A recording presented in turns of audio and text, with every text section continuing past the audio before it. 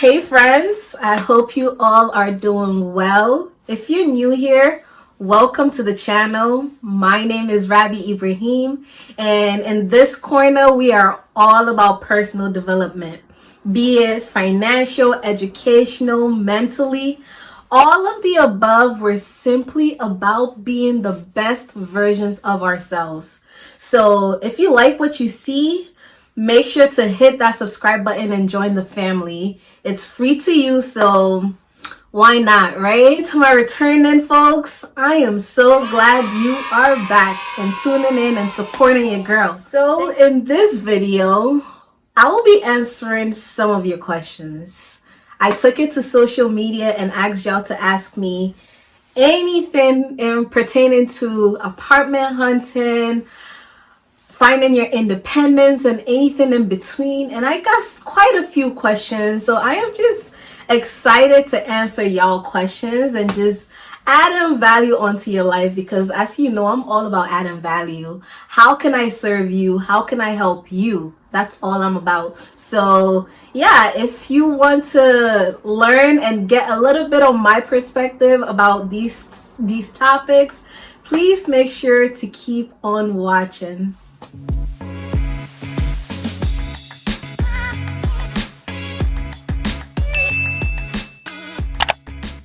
You all can see I am in a new space.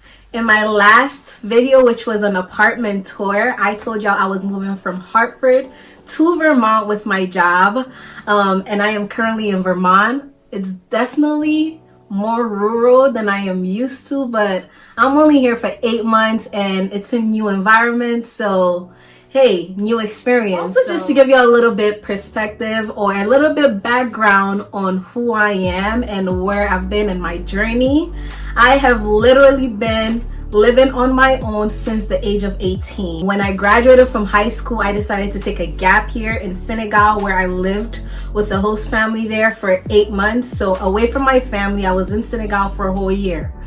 From Senegal, I came back to the States and I went straight to college, where I was away from home as well, living on my own. And since I graduated from college, I've been in a rotational program where I've been moving every 8 months. So since the age of 18, I've literally been on my own. So I think I've built up a little bit of experience and some perspectives on like apartment hunting and finding independence. That's why I felt comfortable coming to y'all, asking y'all to ask me questions. So without further ado, I'm just gonna get into some of the questions that I got, and I'll just be as open and as honest as I can with y'all, and hopefully y'all get to learn a little bit from what I've experienced. So the first question that I received was pertaining to jobs, and this person had quite a few questions in one. So we're just gonna break it down into bite-sized pieces so that I'm able to thoroughly answer the questions. So the first question within that question was, how did you search for jobs? My number one rule of thumb to job hunting is to start early.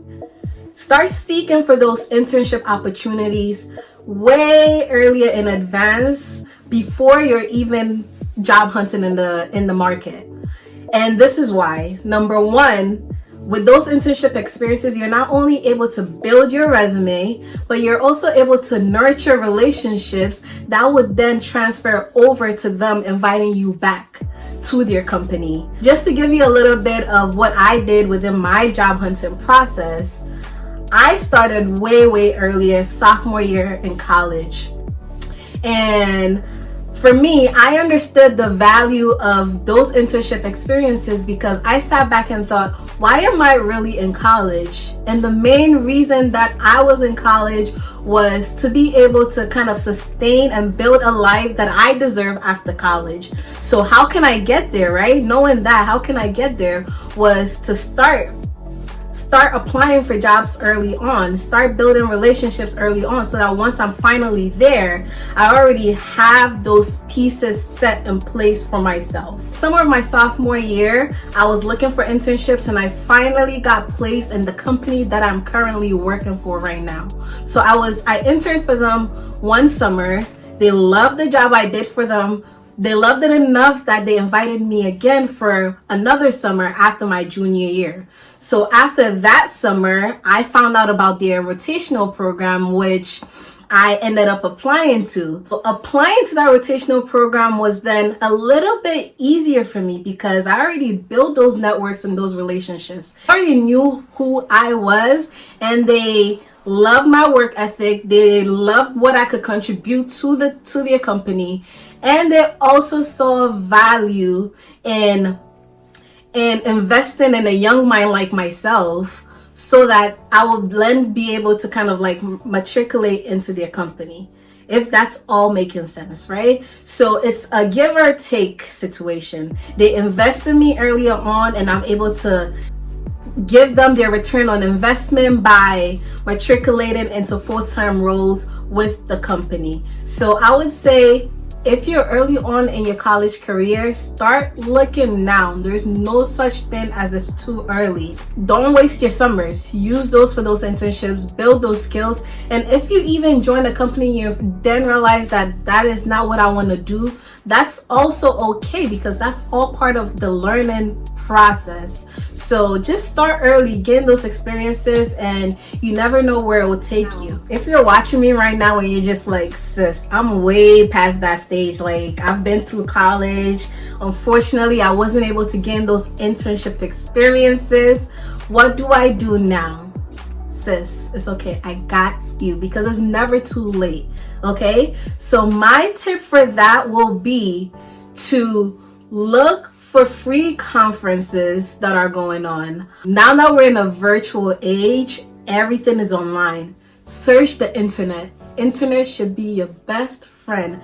Make sure that your resume is up to par. Garner all of the skills and all of the experiences that you've had. Make sure you have a strong resume. And when you go to these virtual summits, virtual conferences, make sure you're able to speak for yourself and sell yourself to these companies.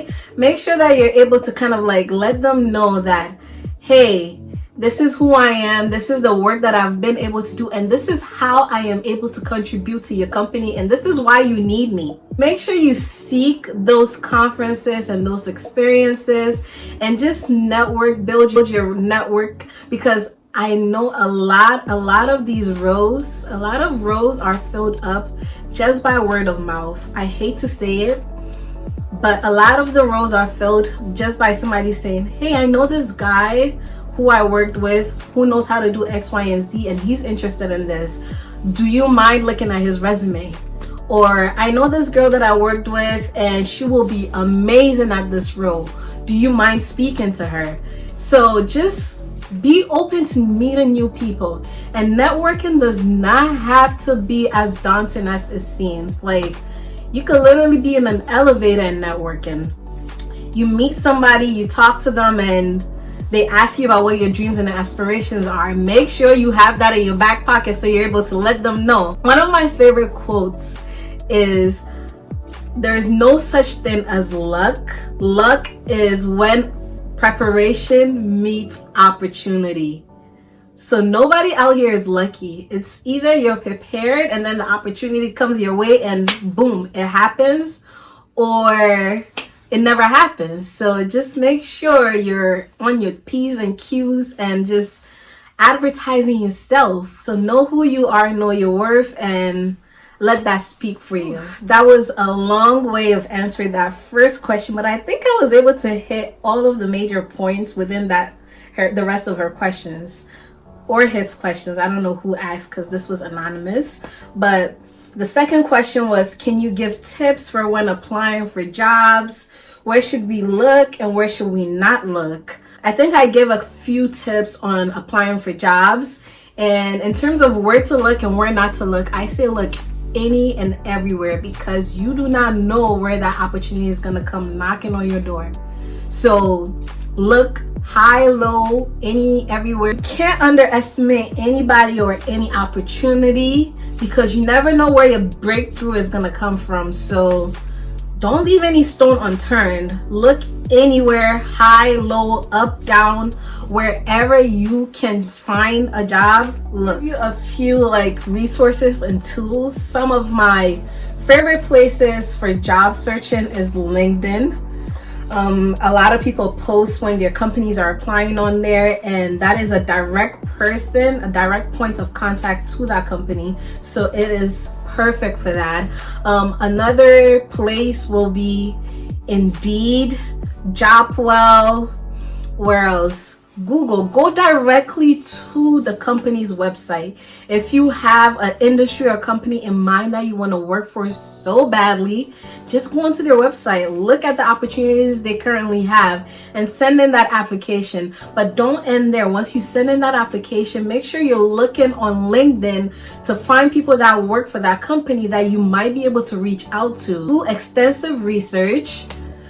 Reach out to people. My number one thing is people. Don't ever leave people out of your job hunting process, because they're the ones that give you the job. So build relationships, build connections. The next question is pertaining to apartment hunting, and this person asked, how do I get a beautiful apartment like yours? Well, thank you for thinking my apartment is beautiful. And to answer your question, I'm going to break it down into steps. So the first thing to do when looking for an apartment is to establish a budget. And this is because nobody wants to be living paycheck to paycheck and paying bills whenever their paycheck comes in, right? And not having enough money to live and enjoy, all that good stuff. So make sure you establish a budget that is well within your means. Once you have that budget established, now you look online. But before you even look online, I'm skipping a step. Before you look online, you have to also establish, where do I want to live?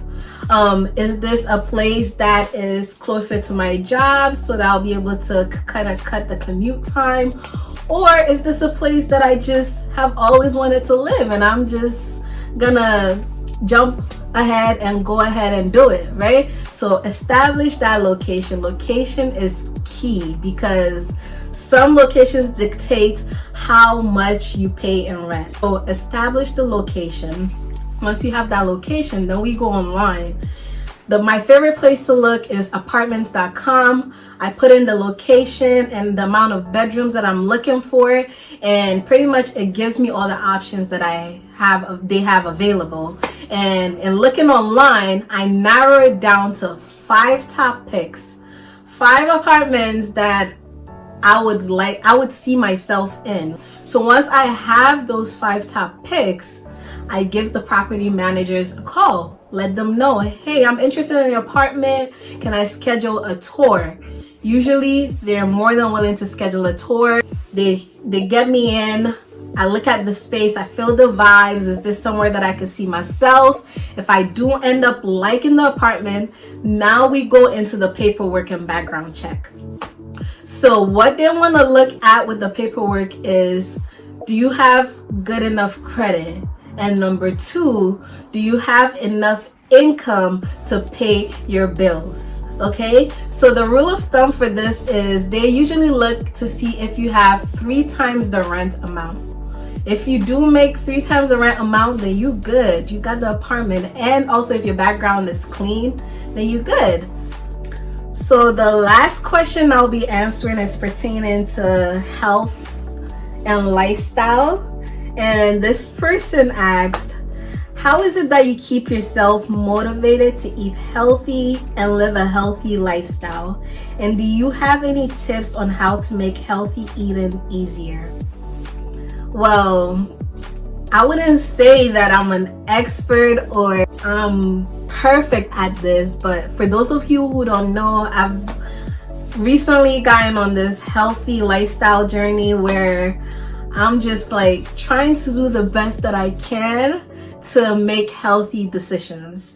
And I think this person is asking me, how did I make that lifestyle change? And to one, I think it goes back to making a conscious decision to be a better version of myself. I looked at the way that I was eating, I looked at the way that I was living, and I wasn't happy with it. So I decided to make a change. And for me, it's more than just looking good, but it's also feeling good. I find that when I wake up in the morning and exercise, my day goes a whole lot better than when I don't. I find that when I make healthy food choices, I feel so much better than when I don't. So I like that feeling, and that motivates me to keep going. Before, I used to like start a little bit and then fall off and just not go back to it, because I think my mentality was different back then. Back then I was thinking I wanted to look good, I wanted to look like this specific figure. But now that I'm thinking about it, I'm doing it because I want to feel good. It's more than just looking good, it's about feeling good internally, and that is exactly what I'm getting right now. So that's what keeps me going. In terms of eating healthily, honestly, I'm not gonna tell you I'm the best at it. I just try to make good decisions and good choices with the options that I have available. So it means when I go to the grocery store, instead of buying like pizza or something, I'll buy spinach instead, so that when I come to home, I have that option to make, right? It's just the little stuff. I'm not gonna say that I completely overhauled my lifestyle and completely changed the entirety of what I eat, but I just try to make healthier choices, if that makes sense. And like you said, it's a lifestyle, so it's not just something that you start one day and stop doing it. It's just something that you have to adapt. It's a whole entire lifestyle, so you have to make the conscious effort and decision to change your lifestyle in order to achieve the results that you want to attain. I hope that answered your questions. I feel like I've been talking forever, so I am going to end the video here. I hope you all enjoyed this video, and if you have any more questions, please make sure to leave it in the comment section down below. I'll be sure to go in and like interact and answer some questions that I get over there. Yeah, that's it for this video. Please make sure to like, comment, share, and subscribe, and I'll see you in my future videos.